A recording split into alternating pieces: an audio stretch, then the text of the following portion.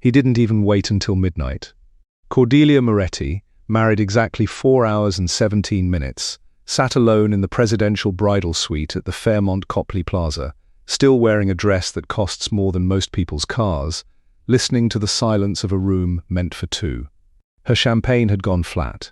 The roses were still perfect. The bed hadn't been touched, and the man who had kissed her in front of 400 guests and promised her forever was somewhere in this same city in someone else's arms. She didn't cry. Not yet. She just sat there by the window, watching the Boston skyline like it owed her an explanation, and she asked herself the question that would change everything. What kind of woman do I want to be when I walk out of this room?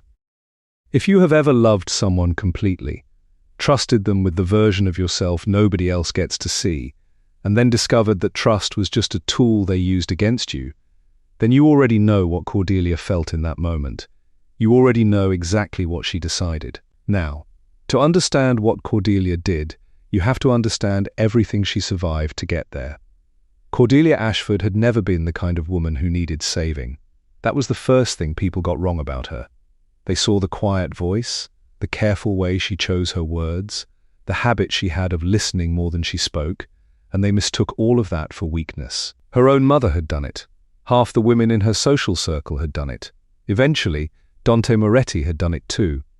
That mistake would cost him everything. But on the morning of her wedding, none of that was visible yet. Cordelia was 31 years old, standing before a full-length mirror inside a suite at the Fairmont, and she was genuinely, uncomplicatedly happy. Not the kind of happy that needs convincing. The real kind. The embarrassing kind that makes you smile at nothing while your maid of honor is trying to pin your veil straight.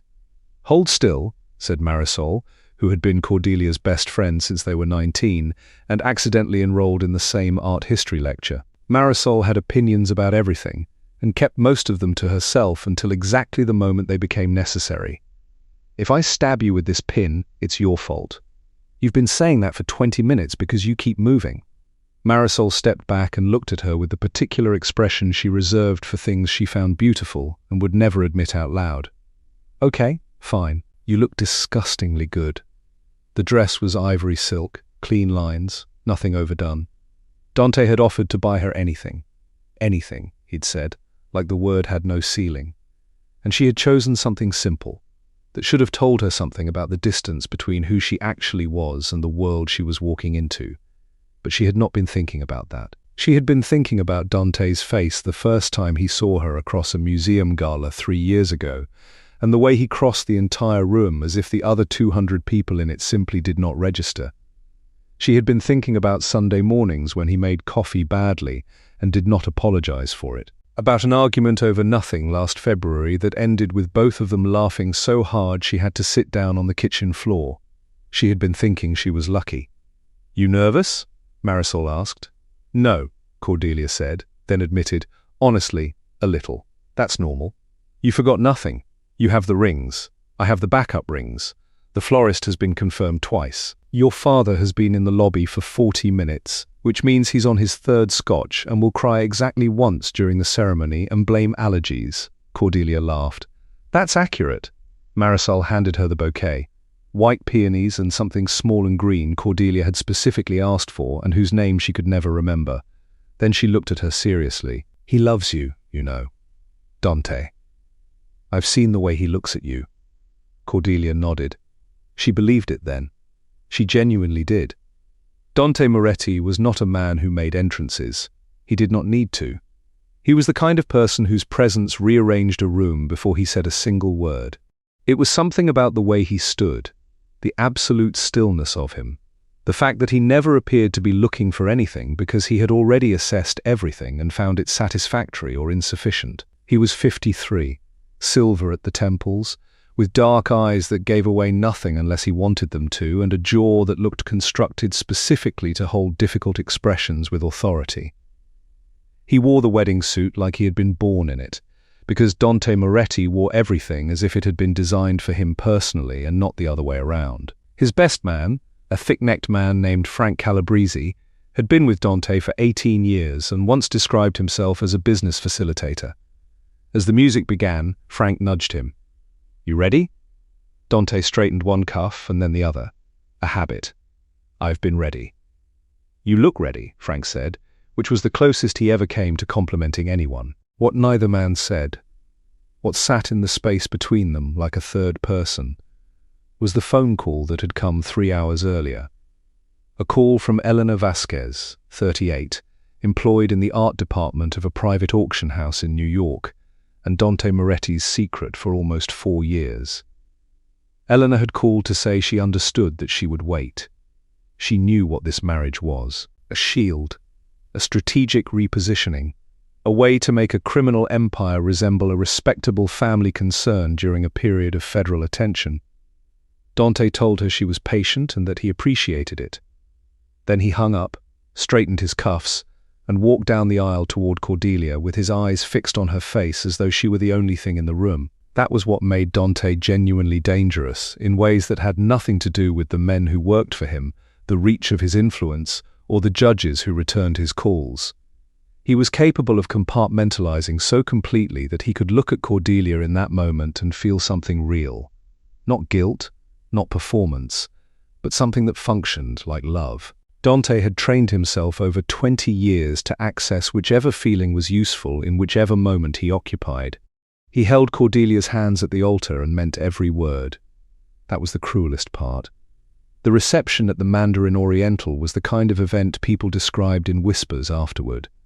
The food, the flowers, the string quartet that became a jazz trio at exactly 10. 400 guests, almost none of whom Cordelia knew well, filled the room with noise, champagne, and the particular performance of celebration the very rich have perfected. Cordelia danced with her father, who cried exactly once and blamed allergies. She danced with Dante, and he held her as if she mattered. She put her face against his shoulder, breathed in the clean scent of his jacket, and thought, "This is real. This is mine." She had always known, in the version of knowing that lives in the stomach rather than the mind, that Dante's business was not the kind discussed over dinner. There were phone calls he took in other rooms, men who appeared and disappeared, envelopes that moved between hands at events she was not invited to. She told herself she loved the man, not the machinery. She told herself that whatever he was in that world, he was something different with her. At 11:15, Dante kissed her forehead. "Sal's in trouble. I've got to handle something." Salvatore Domo was one of his captains, a broad-shouldered man with a scar through his left eyebrow and a tendency to create problems at inconvenient times. "Tonight?" Cordelia asked. "It won't take long. Go upstairs. I'll be there in an hour." She searched his face, not suspicious yet, only deciding whether to push. He kissed her again, warm and certain, and she chose not to. "1 hour," she said. "1 hour," he promised. He was lying, and he knew it. Some part of him, not enough, but some, felt the weight of that lie as he walked away through a crowd applauding his wedding while he was already leaving it. Cordelia waited. 1 hour became 2. 2 became 3. She changed out of the wedding dress carefully, hanging it on the back of the closet door because she did not know what else to do with it. She ordered room service and did not eat. She turned on the television and turned it off again.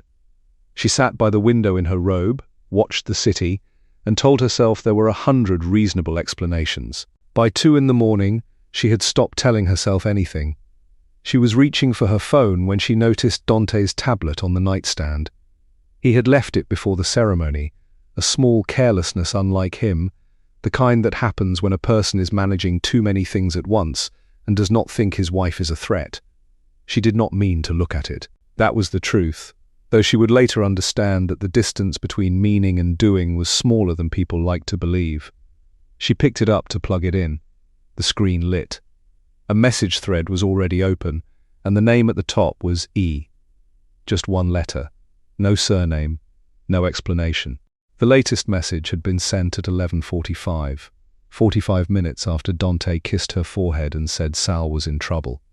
"Just got here. The suite's perfect. I missed you." Cordelia read it once. Then she read Dante's response, sent at 11:30. "Leaving in 15. Tell them we'll want the late breakfast." Above that was a message from E, sent at 10 while Cordelia and Dante were dancing. "I keep thinking about what you said. That this changes nothing between us. Do you mean that? Dante's answer had been sent from the bathroom at his own wedding reception. I mean it. This is business. You're not business. Cordelia set the tablet down very carefully. She sat with her hands in her lap and did not move for a long time. There is a thing that happens in moments of real shock. Not movie shock, not the kind with tears and thrown objects, but the real kind, where everything becomes extraordinarily quiet. Not peaceful, just quiet in the way a room becomes quiet when all sound has been replaced by something that has no name. She sat in that quiet. Then she picked up the tablet again because Cordelia Ashford, Cordelia Moretti now, legally, as of 6 hours ago, had a mind that worked like a precise instrument, and that instrument had just been given a problem to solve. Solving problems was one of the things she did better than almost anyone. She scrolled methodically backward. What she found was not merely the thing that breaks you. It was worse than heartbreak because it was organized, deliberate, and free of ambiguity. She found 4 years of a parallel life. She found Elena's full name in older messages written before Dante became cautious enough to reduce her to a single letter. She found inside jokes, hotel reservations, Sunday afternoons, and a looseness in Dante's language he never quite used with Cordelia because Elena did not need to be managed. Elena was the woman he did not perform for. Then Cordelia found a message from 14 months earlier. Elena had asked, "If you could leave the business side behind, would you? Or is it always going to be one thing after another?" Dante had answered, "The marriage is strategy. Ashford's family has connections I need right now, and a public wedding cleans up the narrative. 2 years, maybe 3. Then we figure out something different. You know you're not optional." Cordelia read it 3 times. The marriage is strategy. She turned off the tablet and walked to the window. Boston remained outside, indifferent and beautiful in the way cities are beautiful at 3 in the morning when you are the only person awake enough to see them. She thought about crying. The impulse was real. She had loved this man genuinely and completely. That was not nothing. That was not a small thing to discover had been used. But beneath the grief, deeper and quieter, something else was already moving. Cordelia pressed one hand against the cold glass. 2 years, maybe 3. She was thinking about access, about the joint accounts Dante had created because it made the marriage look real, and because a wife with no access to her husband's finances would raise questions. She was thinking about the files he referenced, the organizational structures he had walked her through in moments of careless confidence, the names, numbers, and offshore arrangements that existed in a world he assumed she would never understand or interfere with. He had made her a Moretti. He had no idea what he had handed her when he did it. She would not cry tonight. There would be time later, somewhere else, somewhere safe. Right now she had something more useful to do with the electricity moving through her. A cold, clarifying current that was partly grief, partly fury, and partly something she would only later identify accurately. It was the feeling of a woman who had just realized she was not, in fact, the person in this situation without power. She called Marisol. It rang twice. "Cor? It's 3 in the morning." "I know." Cordelia's voice was steady. She was surprised by that. "I need you to do something for me." Marisol, who had known Cordelia for 12 years and had never once received a call from her at 3 in the morning, asked carefully, "What happened?" "I'll explain everything. First, I need to know whether your cousin, the one who does financial forensics, is still at that firm in Hartford." Silence. Then, "Cordelia, what happened?" "He didn't come upstairs," she said, simple and factual. "And I found out why." Cordelia heard Marisol sit up. "Oh, honey. I'm not calling to cry, Mari." Her voice did not crack. That surprised her again. "I'm calling because I have 7 days before he expects me to have decided that everything is fine. I need help understanding financial structures considerably more complicated than anything I've dealt with before." When Marisol spoke again, her voice had changed into something quieter and more focused. "My cousin's name is Patricia Reyes. I'll have her number for you by 8. "Thank you." "Are you okay?" Cordelia looked at the wedding dress on the closet door. The silk caught the light from the city and appeared almost ghostly. A beautiful, expensive, unnecessary thing. "I'm going to be." she said. An hour earlier, going to be okay had meant surviving betrayal. Now it meant something considerably more precise. She hung up, sat at the desk, opened her laptop, and began to make a plan. Outside, the city breathed its 3 a.m. breath, indifferent and beautiful. She had 7 days. She intended to use every one of them. The alarm on Cordelia's phone sounded at 6:30. For exactly 3 seconds after she opened her eyes, she forgot. 3 seconds of ordinary morning. Pale light through curtains, the distant sound of the city, the feeling of a bed too large and too quiet. Then everything returned, not gradually, but all at once, the way a wave does not announce itself until it has already knocked you sideways. She lay there and let it land. Then she got up. That was the thing Dante had never understood. Cordelia did not process and then act. She acted first, and processed in the space between actions, like someone who had learned that standing still in the middle of a current was the fastest way to drown. At 8:04, Marisol sent Patricia's number and one sentence beneath it. "She knows to expect your call. I told her it was urgent. I didn't tell her anything else because it isn't my story to tell." Patricia Reyes had the voice of someone who had delivered difficult information so many times that difficulty had become a texture she moved through without registering. She was businesslike without being cold, specific without being patronizing. Within 4 minutes, she had asked Cordelia 3 questions that made it clear she understood the situation. "When you say joint accounts, do you have documentation of the account numbers and associated entities, or only login credentials?" "Credentials for 6 accounts. Physical documents for 2. I have access to a tablet with message history referencing at least 3 offshore structures by name. One in the Caymans, one routed through a shell in Luxembourg, and one he called the Caruso Fund." Patricia paused, not surprised, but more careful. "How much time do you have before your access changes?" "A week, maybe less." "And your goal? Asset protection? Documentation for legal purposes?" Cordelia watched a cab move through the street 20 floors below. "I want to understand what I'm standing in the middle of, and then I want to not be standing in it anymore." Patricia was silent for 3 seconds. "That's the most honest answer I've ever received to that question." "Okay, here's what we're going to do." They spoke for 51 minutes. By the end, Cordelia had a list of 12 tasks to complete before noon, and a clearer picture of the financial architecture Dante had built over 20 years than she had ever expected to acquire. Patricia explained it the way a doctor explains a scan, without flinching or softening, naming each structure for what it was rather than what it had been designed to resemble. "The marriage was unusually generous with access rights," Patricia said. "That is either real trust or proof that whoever set it up never expected the trust to be tested." "It was real trust," Cordelia said. "He just trusted the wrong version of me." Patricia did not answer, which was the right choice. Dante returned to the hotel at 9:47. Cordelia knew the time because she looked at her phone when she heard the keycard. She had 40 seconds to put the laptop to sleep and pick up the novel she had pretended to read for 3 days. He entered looking like a man who had showered somewhere else. Damp hair, fresh shirt, the suit jacket from the night before folded over his arm. "Hey," he said. "Hey." He kissed the top of her head. She let him and kept her eyes on the page. "Sal's situation took longer than I thought." "It usually does." Her tone was neutral. She had practiced neutral for 4 hours. He sat on the edge of the bed and assessed the room, reading it for tension, checking for things out of place. His eyes moved to the desk, the sleeping laptop, the coffee cup. "You sleep?" "Some." She turned a page she had not read. "You hungry?" "I was going to order breakfast." He relaxed.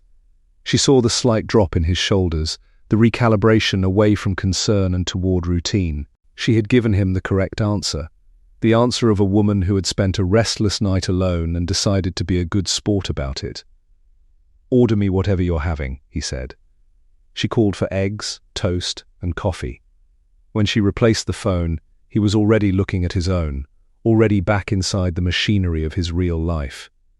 "You trusted the wrong version of me," she thought. "That was your first mistake. I will make sure it is also your last." The next 6 days had a structure nobody except Cordelia would have recognized. On the surface, they were a honeymoon week that had lost momentum. Dante worked half the day. Cordelia toured the city alone or with Marisol, who drove up from Providence on the second day without being asked, which was the kind of thing Marisol did. Dante and Cordelia ate dinner together each evening, and the dinners were not bad. Dante was charming at dinner. He asked questions and remembered the answers. In the specific context of a restaurant table with good wine, he knew how to make a woman feel seen. Cordelia ate, said the right things, and returned each night to open her laptop. The work was meticulous. Patricia made clear that what they were doing was not theft. The joint accounts had been established through Dante's lawyers, with both names equally authorized. Every transfer Cordelia made would be legal.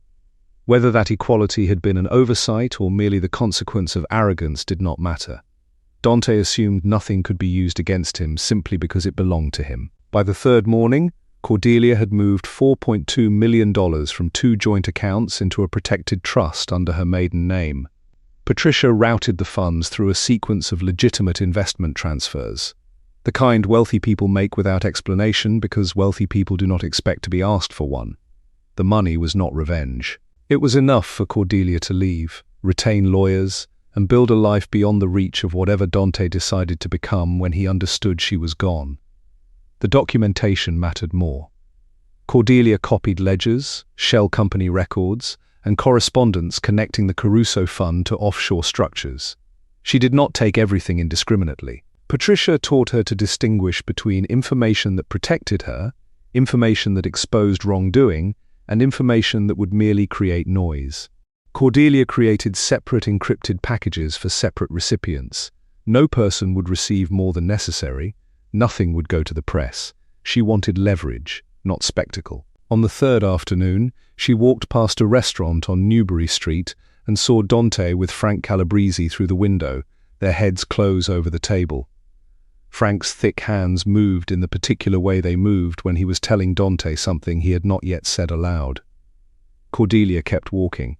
She went to the Gardner Museum and stood before a Vermeer for 20 minutes. To anyone watching, she was a woman in a grey coat studying a painting.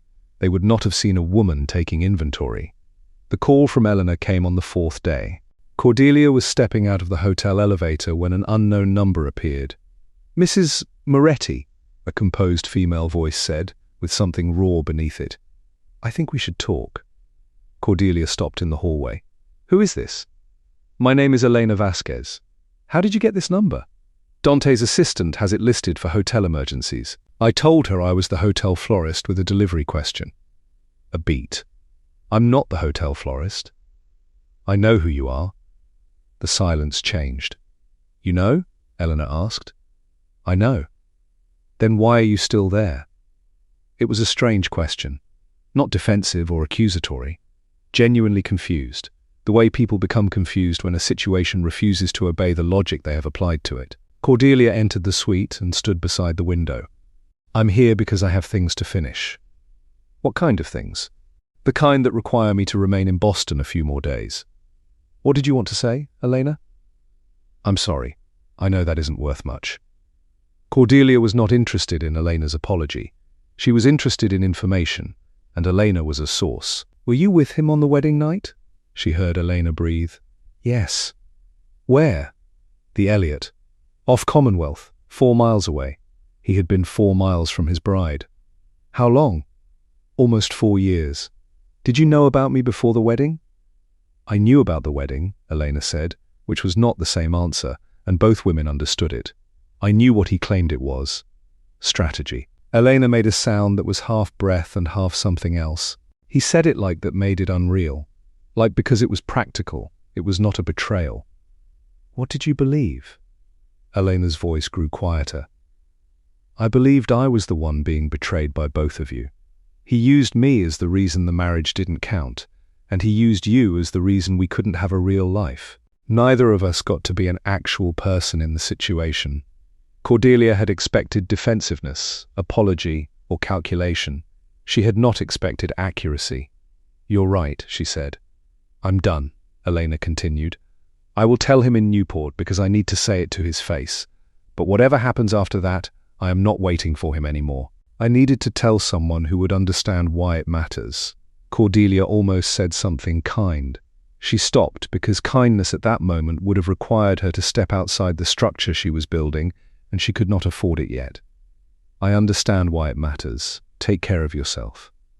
After the call, Cordelia sat on the floor for 1 minute and simply breathed. Elena had loved the same man and had been used for a different purpose. All she had received after 4 years was the right to say she was done. Cordelia rose, opened her laptop, and returned to work. On day 5, Frank Calabrese found her in the hotel lobby. He approached, wearing his usual expression, somewhere between observant and unimpressed, as if he had seen too much of everything to hold strong feelings about any particular part of it. "Mrs. Moretti, you got a minute? I'm meeting someone in 10. This won't take 10. He led her toward an unused cluster of chairs, but did not sit. "I'm going to be straight with you. Dante's been distracted since the wedding. You notice anything? He's busy. He's always busy. This is different. People in the organization are asking questions about account movements. About who has access to what." Cordelia held his gaze. "Is that something you're asking me?" "I'm not asking anything. I'm telling you that people are paying attention to things they usually ignore. In situations like that, people in your position sometimes get noticed who were better off unnoticed. My position? New wife. Full access. No history in the organization. It was either a warning or a test, and the difference mattered." "Is there something specific I should know?" Cordelia asked. Frank studied her for 3 seconds. Recalculation moved through his expression, as though he had arrived to deliver a message and was no longer certain the recipient was the person he had assumed. "Just be careful." When Marisol arrived 4 minutes later, she took one look at Cordelia's face. "What happened?" "I'll tell you in the car. We need to move the timeline." Day 6 lasted 11 hours on the phone with Patricia. The Caruso Fund was layered through 4 intermediary entities, 2 in jurisdictions where Patricia's contacts were uncertain. Extracting the documents without disturbing the structure demanded precision. At 2 in the afternoon, Cordelia made a small error. A test transfer passed through a pathway that left a timestamp 3 hours earlier than it should have. Patricia found it 6 minutes later. It's recoverable, but if someone is actively monitoring the accounts, the timestamp is visible. Cordelia remembered Frank's face in the lobby. How visible? Visible enough that anyone who pulls the activity logs in the next 24 hours will see it. They changed the route. It cost them 3 hours and pushed the final work into the morning of day 7, the morning Dante was leaving on what he described as a business trip to Philadelphia. Cordelia knew from the tablet's search history that it was a 4-day stay with Elena at a resort in Newport, booked 7 weeks earlier under an alias. She said nothing. She sat across from him at dinner, poured his wine, and asked about his day. The discipline required to hold everything she knew behind the same neutral expression she had been building for 31 years was the most demanding thing she had ever done. Not because pretending was difficult, because somewhere in those 6 days she understood that the face she showed Dante was not entirely a performance. It was a part of her that had always existed, waiting for a reason to become useful. He left at 9:15 on the 7th morning, suitcase in the car downstairs, phone already against his ear.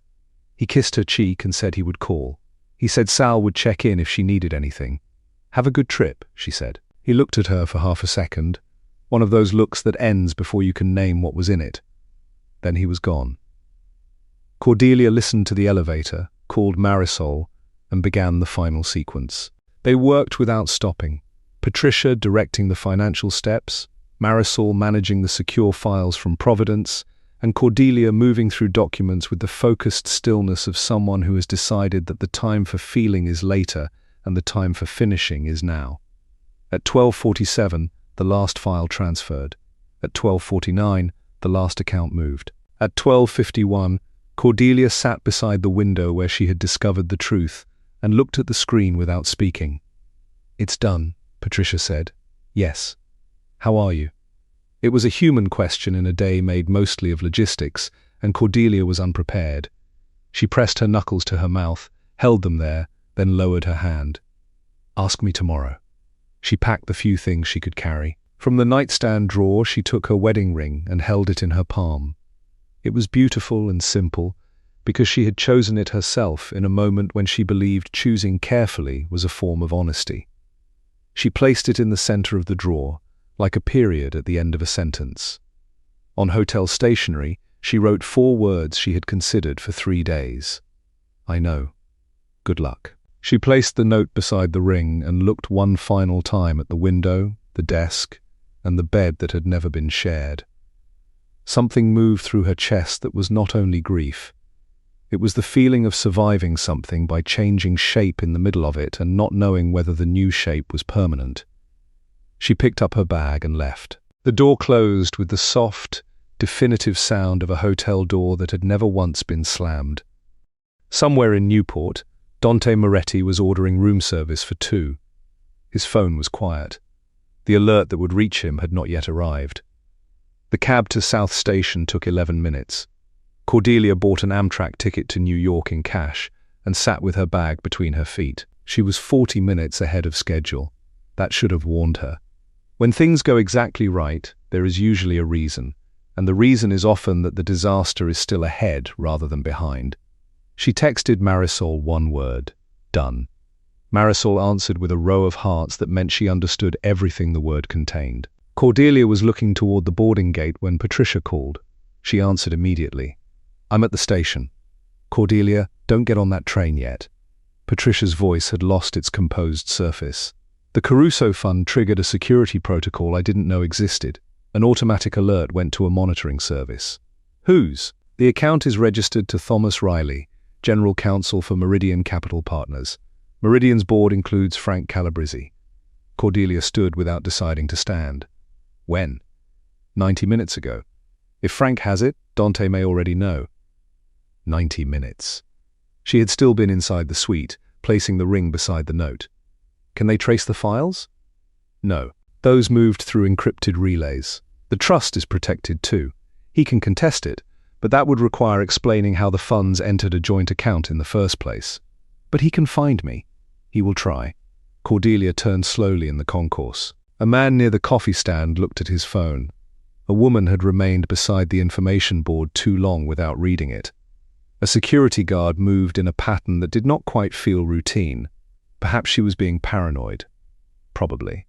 But probably was not enough. Destroy this call log, she told Patricia. Text when it's done. Inside the last stall of the women's restroom, Cordelia pressed both palms to the metal door and forced her body to move at the speed of her mind. Dante would see the alert, go to the hotel, find the ring, and understand the broad shape of what happened. A man like Dante would not respond first with grief. Every resource he possessed would activate. She had planned to be on a train before that happened. She was not on a train. Cordelia dialed a number saved under the name of an art supply store. It's Cordelia Ashford, she said when a man answered. I need the second option. There was a brief silence, then movement. Timeline? Moved up 90 minutes ago. Back Bay Station. The newsstand in the main concourse. A man named Osvaldo works there. Tell him you're looking for the Cordia. He'll handle the rest. Don't take a cab directly there. Destroy the phone before you arrive, not after. The second option had cost $3,000 in cash paid before the wedding to a document specialist Patricia trusted. Cordelia had arranged it before she fully understood whether she would need it. That decision now meant there was no trace in any account Dante could reach. She left South Station by subway, taking an indirect route to Copley and walking the final blocks to Back Bay so anyone following her would have to reveal himself. During the first 11 minutes, she called Marisol. Don't call or text after this. If anyone asks, you haven't heard from me since before the wedding. Marisol's voice became careful in the way it did when she was afraid and refusing to show it. Are you safe? Right now. Will you be safe in an hour? I'm working on it. Call me when you can, even one word. I will. The second call went to Florence. Cordelia spoke in Italian for 45 seconds, confirming dates and arrangements with a woman who said calmly, everything will be ready. The third call was to Patricia. Send the packages to the addresses we discussed. Do not wait for me to confirm. If you don't hear from me by Friday, move everything. Cordelia.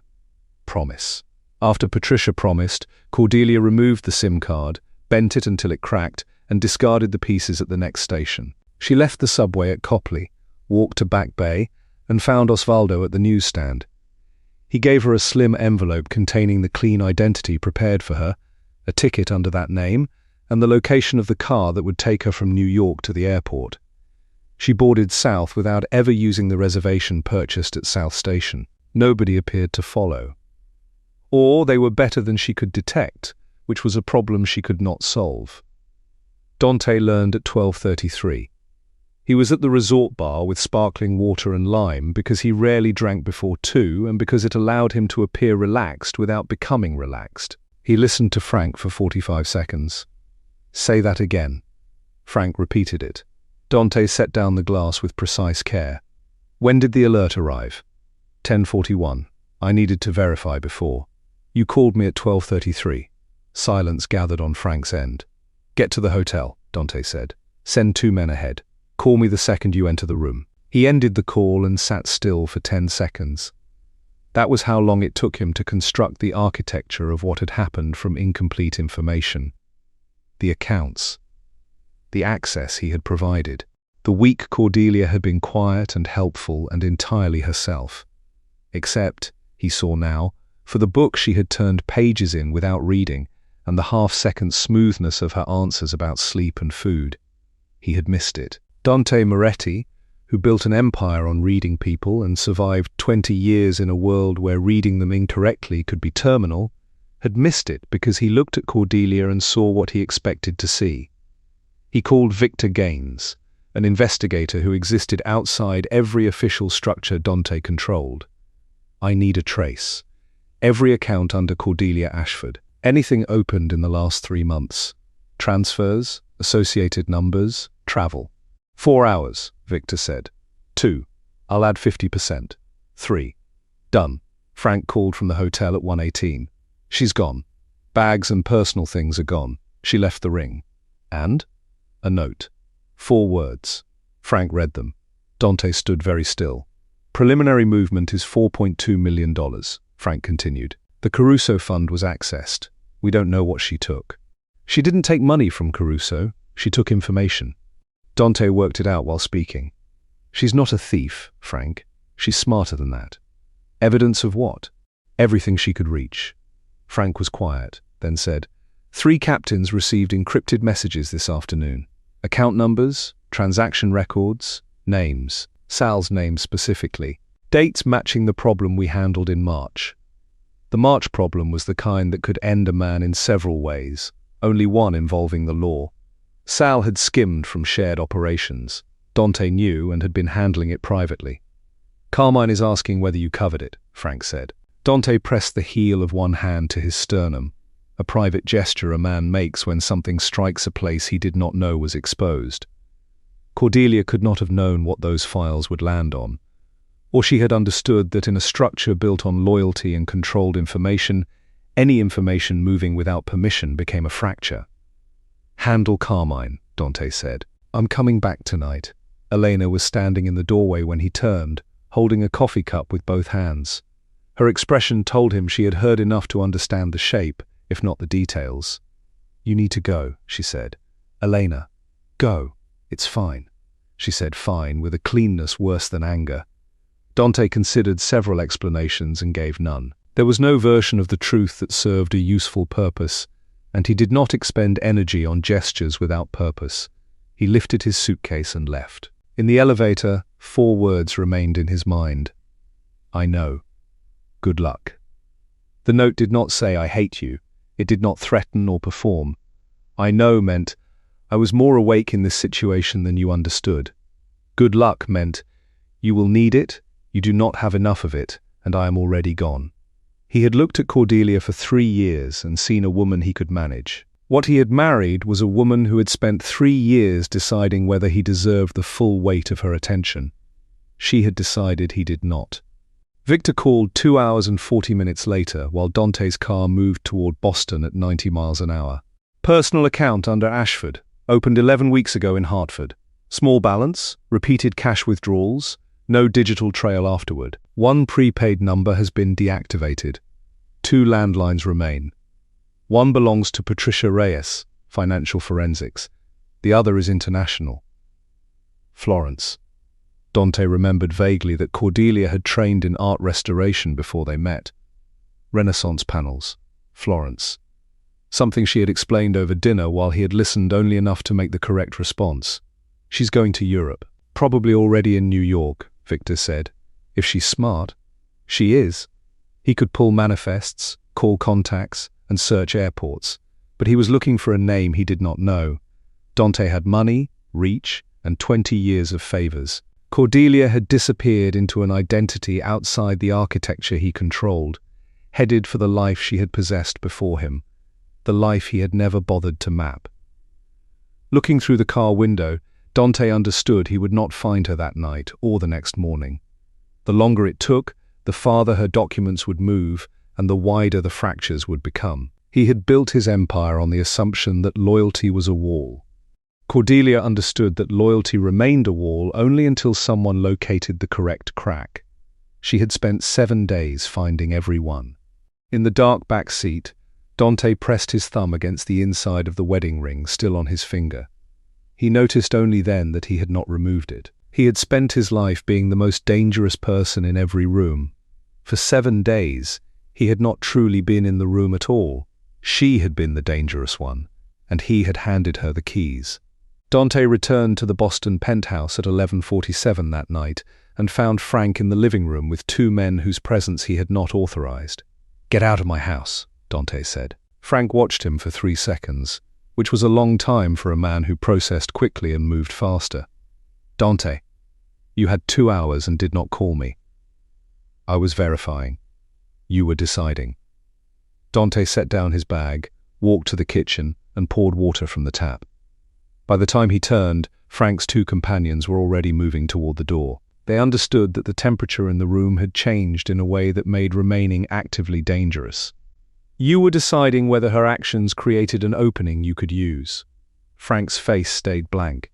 The absence of reaction was its own answer. "The organization needs stability. You're distracted. People are asking about Sal, the accounts, and March. Someone has to make decisions. And you appointed yourself. I'm trying to hold things together. You're trying to hold yourself together with my pieces. Leave. If I learn you've spoken to Carmine or anyone else tonight in a way I would not authorize, our next conversation will happen in a different kind of room." Frank picked up his coat. At the door, he looked back with the closest thing to honesty Dante had seen from him in years. "She's gone. Whatever you plan to do to bring her back, or recover what she took, think carefully about whether that's the war you want. 3 other wars are beginning without her." After the door closed, Dante stood in the kitchen and looked at the space Cordelia had occupied. Her coffee mug remained in the drying rack. A paperback rested spine up on the counter. A scarf hung over a chair. The silence had a person-shaped absence in the center. By 2 in the morning, 4 men sat around his dining table with open laptops, active phones, and a whiteboard divided into 3 columns: accounts, documentation, location. The final column contained 1 entry: Florence. Unconfirmed. Victor searched transatlantic manifests, but he was looking for a name he did not possess. Hundreds of women fit the broad profile, 31, traveling alone, carrying little. Dante ordered him to narrow the destinations to Italy and France, particularly cities connected to restoration programs. At 2:45, Salvatore Domo arrived and sat across from Dante without being invited. "Tell me what Carmine received," Dante said. "You already know. I want to hear you say it." Sal placed both hands on the table. "The Harborside transactions. March dates, withdrawal amounts and routing through the Berlin account. Which you ran without authorization." "I had a situation. I did not ask for justification. I have known about Harborside since April. I am asking what Carmine saw so I understand the next conversation." Relief and shame occupied the same space in Sal's expression. "Enough to ask whether you knew, enough to ask whether you covered it." "What did you tell him?" "That I would speak to you. But Benedetto received a package too. His was about Westport." Dante became still. "Westport wasn't yours?" "No, it was yours." Cordelia could not have known about Westport. It had been buried under 4 layers of entities and never discussed in writing anywhere the tablet could access. Who else knew? Dante asked. Sal hesitated. Me. Frank. Riley, the attorney who structured it. Thomas Riley, the attorney whose monitoring service had received the Caruso alert and sent it to Frank 2 hours before Frank called Dante. The blueprint assembled itself. Frank sent Westport to Benedetto, Dante said. Sal looked at his hands. I don't know that. But you believe it. Sal said nothing, which was his version of yes. Frank had not been holding the organization together. He had been dismantling it selectively, placing pieces before the captains in a pattern intended to raise questions about Dante's judgment. In an organization where confidence was the only true currency, those questions could be as damaging as any indictment. Cordelia's files had been the spark, but Frank had carried fuel for months. 2 independent forces had struck the same fault line from opposite directions. Carmine Russo called at 7:15 the next morning. He was 64, had survived 40 years in their world, and possessed a voice like gravel processed through a machine that processed gravel. I got a package, he said. Are the Harborside numbers accurate? Yes. Then you knew. Since April, I was handling it on my timeline. The arrangement is that we do not steal from each other without consequences. The arrangement is not that the boss discovers it and keeps the man at the table for 6 months. Carmine paused. I also received Westport. Those numbers look like a private project funded through organizational resources. That is not what it is. Then explain it. In person, not on this line. Good. Dinner tomorrow. My house. Just us. If you don't come, or you come without answers, I begin conversations with other people. Do you understand? Exactly. The voice on the other end changed, carrying the distant memory of warmth. I've known you 22 years. I watched you build something most men never approach. I don't want to sit across from you as an enemy, but I need to know you're still the man I knew. After Carmine hung up, Dante remained at the counter, staring at Cordelia's coffee mug. The dinner was not dinner, it was an audition.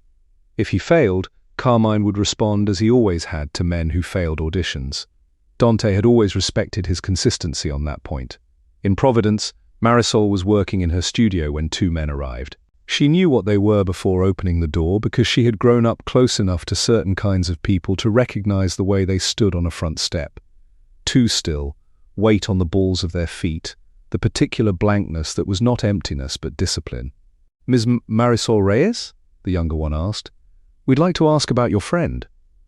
I don't know where she is. That was true, and Marisol used truth because it had the advantage of consistency. When did you last speak? Before the wedding? You drove to Boston last week. I met a gallery on Newbury Street and came home.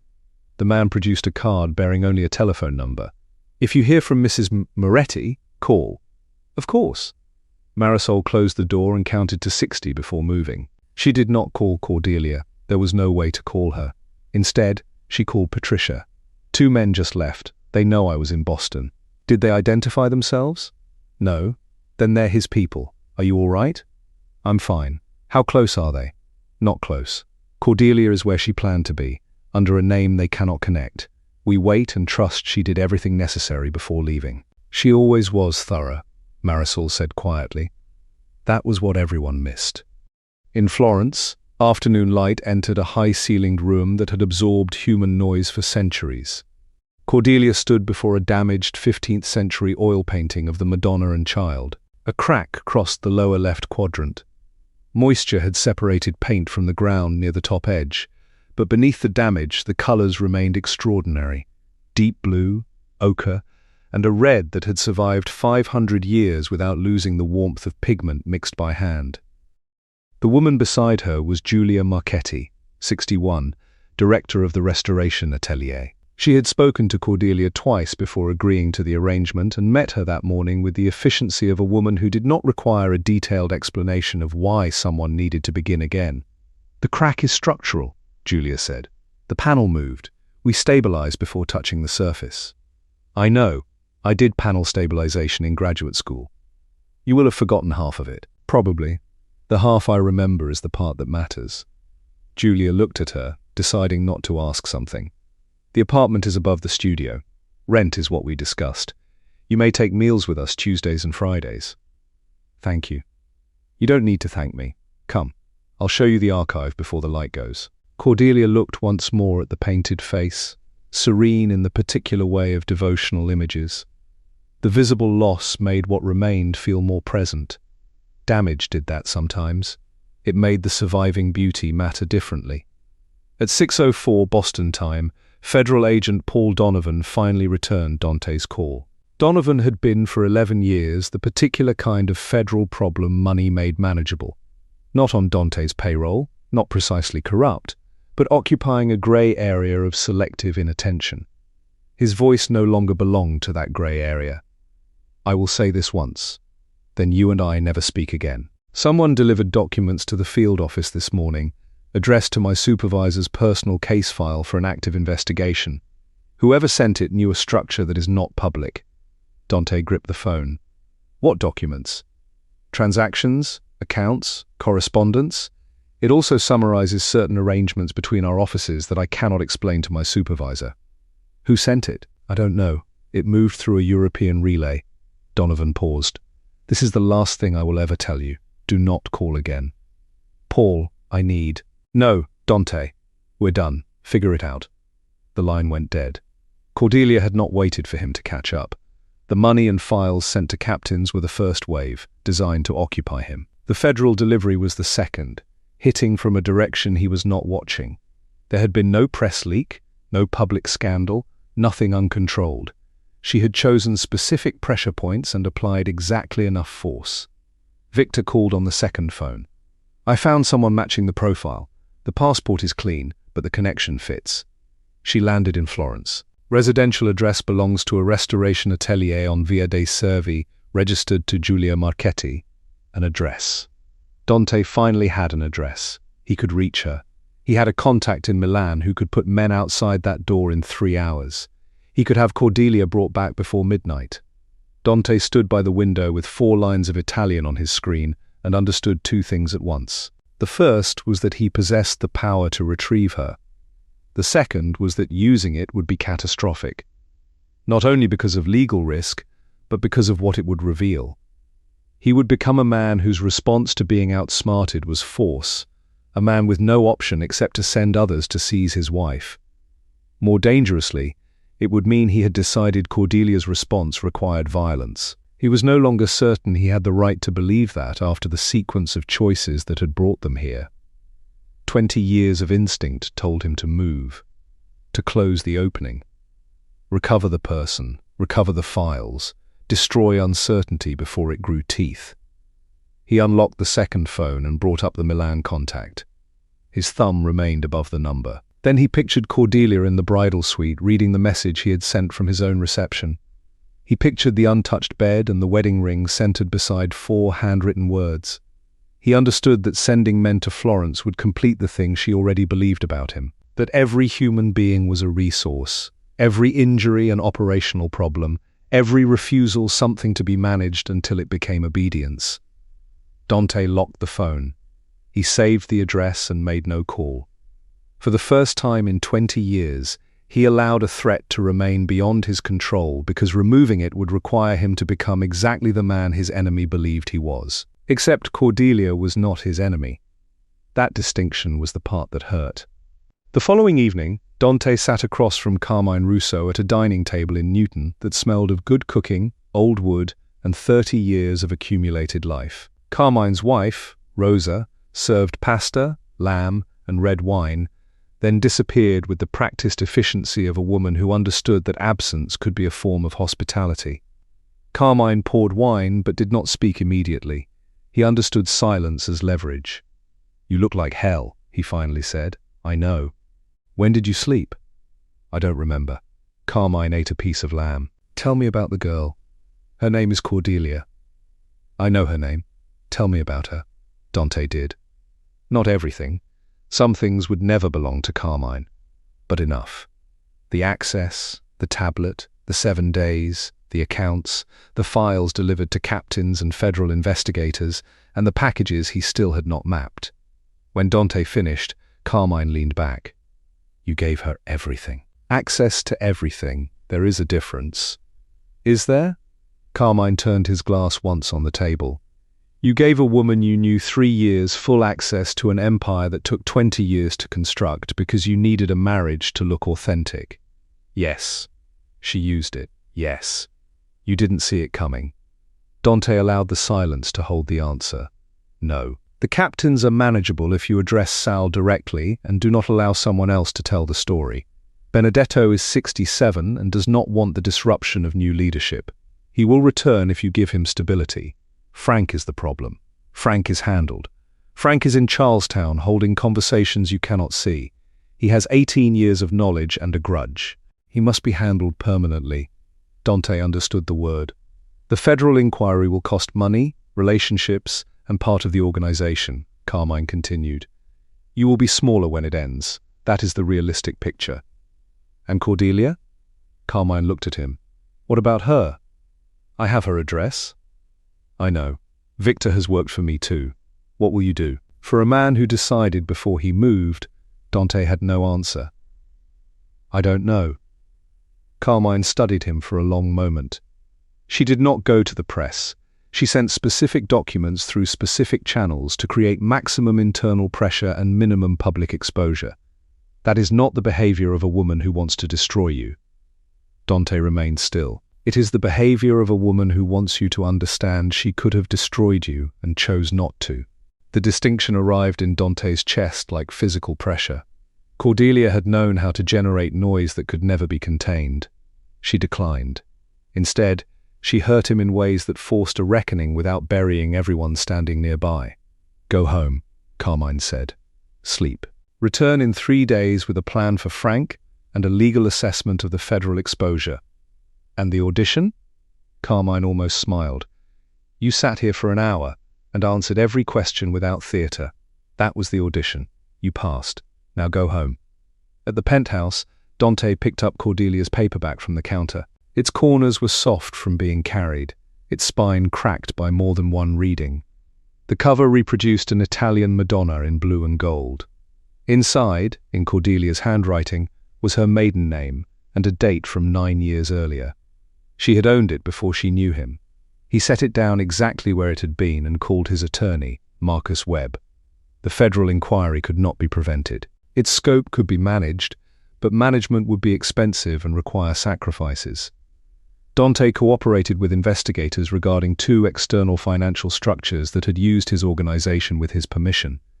His agreement narrowed the inquiry but did not erase the consequences.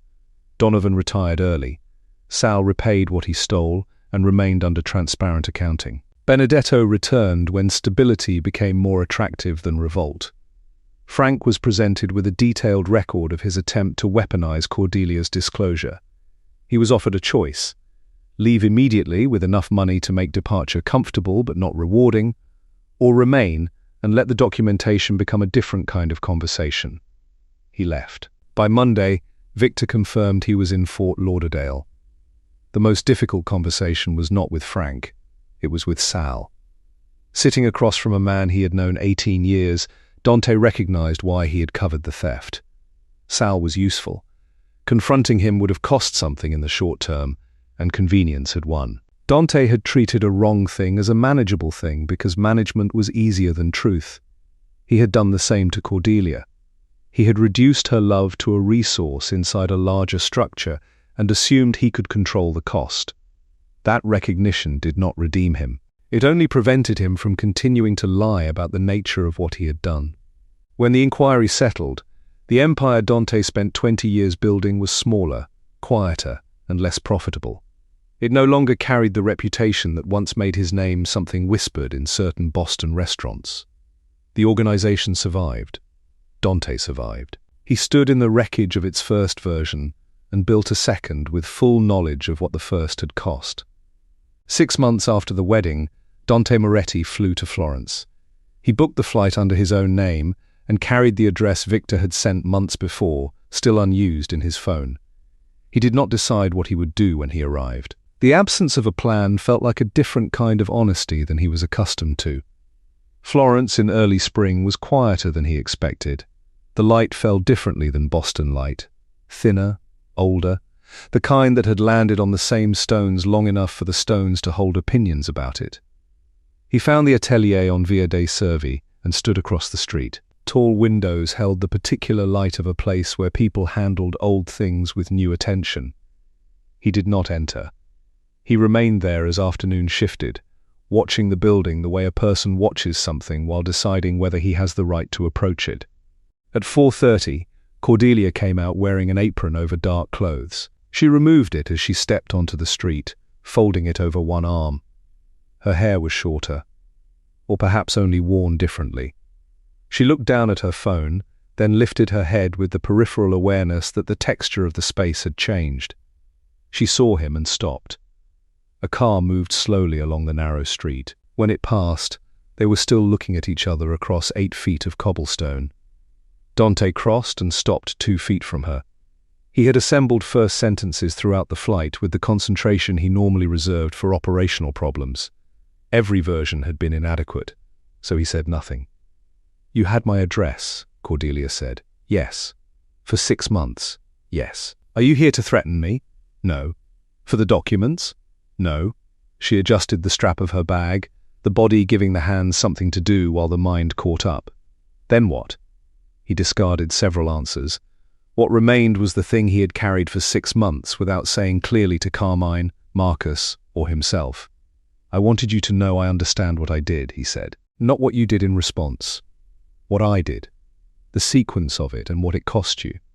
I needed to say it in person because a letter or telephone call would be the version designed to manage the situation. This is not that." Cordelia was very still. "I'm not asking you to return. I'm not asking you to withdraw anything, stop anything, or give me a version of something I surrendered the right to request. I'm asking you to know that I understand. That's all." The street remained quiet. Cordelia looked at him for a long time. When she spoke, her voice held the evenness he recognized from 7 days of dinners in Boston, the voice of a woman speaking from the considered part of herself rather than the reactive one. "I loved you," she said. "That is what I spent the most time sitting with afterward. Not what you did. The fact that I loved you, it was real, you knew it was real, and you used it anyway. Not maliciously. That would have been easier. You used it casually, like a resource." He received the words without deflecting them. "Yes, that's accurate."